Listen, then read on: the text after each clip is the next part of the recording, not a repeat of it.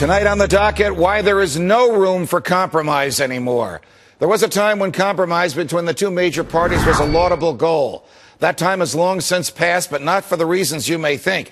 Yes, the Democratic Party is willing to admit that it is the party for those who want more from the government, who are dependent on the government, who believe in the concentration of power in Washington. Growth in entitlements has gone up exponentially under President Obama, along with the trillions he spent on stimulus and bailouts. There is a belief among some in Washington that he's turning us into a nation of deadbeats. But 48% still approve of President Obama in the latest ABC News poll. The Washington pundits believe that ignoring these folks in a general election will lead to the inevitable re-election of President Obama. This cynical and absolutely wrong view is leading the Republican establishment to push Mitt Romney, a supporter of expensive social programs and big government, and a believer in government debt. Most Republicans in Congress can no longer be trusted to oppose big government. Their actions speak louder than their rhetoric. The fact is, Republicans have permitted the government to add more than $1 trillion to the deficit in less than a year. They've ignored aggressive deficit-cutting proposals espoused by Senator Rand Paul and his father, Congressman Ron Paul. So a compromise between Republicans and some Democrats is no compromise at all. It's just a deal for more big government that we cannot afford. But about those polls, they don't capture the unified anger of the Americans who are paying for big government. These folks are you, Republicans, independents, and even many Democrats. They are united in opposition to more spending and bigger government. And they are all calling for a true game changer. That's why of all the candidates vying for South Carolina's crucial presidential primary, the state's most powerful Republican, the good Senator Jim DeMint, is giving a lot of credit to Congressman Ron Paul. Take a listen. I've said a lot in the last week that the Republican Party needs to embrace not only the Tea Party, which includes, I think, a wide cross-section of Americans, but a lot of the libertarian thoughts that we're hearing from Ron Paul of individual liberty and his concern about our monetary system.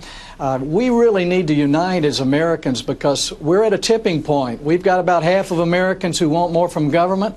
The other half are paying for it. And the other half are paying for it. Senator DeMint joins us now from South Carolina. He has a great new book entitled Now or Never, which features my favorite chapter called No Compromise with Democrats.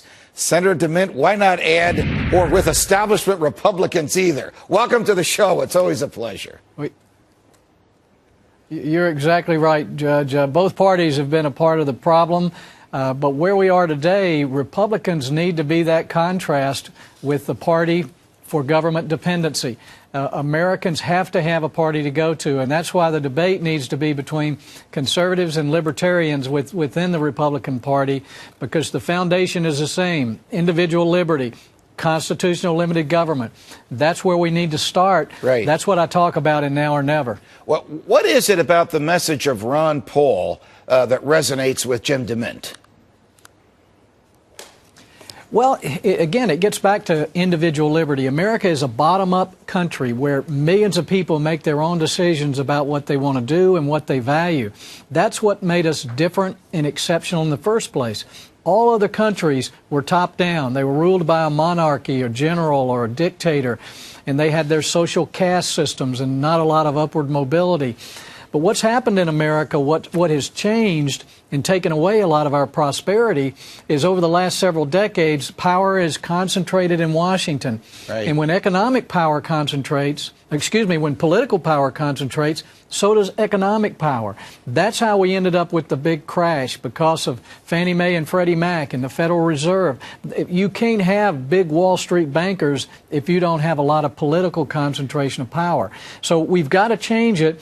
It's not doomsday, but we have to devolve power out of Washington and move back to a decentralized, individualistic society. You have welcomed and put your arms around so nicely, Senator DeMint, the debate that is currently going on in the state of South Carolina, even as we speak, between libertarians and other conservatives. What do you think of folks like Bill Kristol when they say Ron Paul has no place in the Republican Party and he should leave it? Well, no, as I said, I hope Ron Paul doesn't get out until whoever our front runner is recognizes that the libertarian principles are the conscience of the Republican Party. They are consistent with conservative beliefs.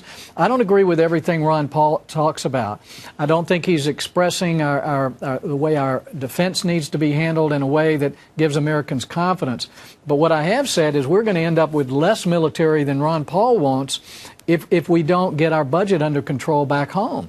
So we can debate with anyone who believes in individualized, individual liberty and decentralized government. I'm very comfortable having give and take with libertarians, but I'm not comfortable having a debate and compromising with people who think we need to spend more and grow the government. There's no room for what so-called moderates and liberals when a nation is $15, $16 trillion in debt. When we are $16 trillion in debt, and you know what's happening in the Congress as we speak, these sort of meaningless symbolic votes against the next increment, which is going to let the president goose the debt up to $17 trillion before Election Day.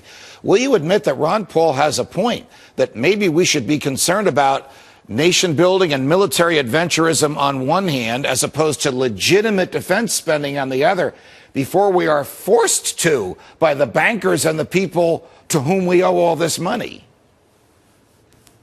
It's not only a point. I mean, it's true. If we spread ourselves too thin around the world, we're not going to be able to defend the homeland, particularly with the level of debt that we have right now. You know, our Joint Chiefs of Staff for our military has said our biggest national security problem is our debt. So it's foolish for us to think that we can have military bases all over the world, spend billions of dollars when we're going broke back home. It just isn't going to happen. So the best way to defend our country is to move towards a balanced budget, concentrate our defense capabilities back here at home, and make sure we can defend our interests around the world. But we're not in a position now to do what we've been doing over the last several decades. Senator DeMint, always a pleasure. Thanks for joining us. Thank you, Judge.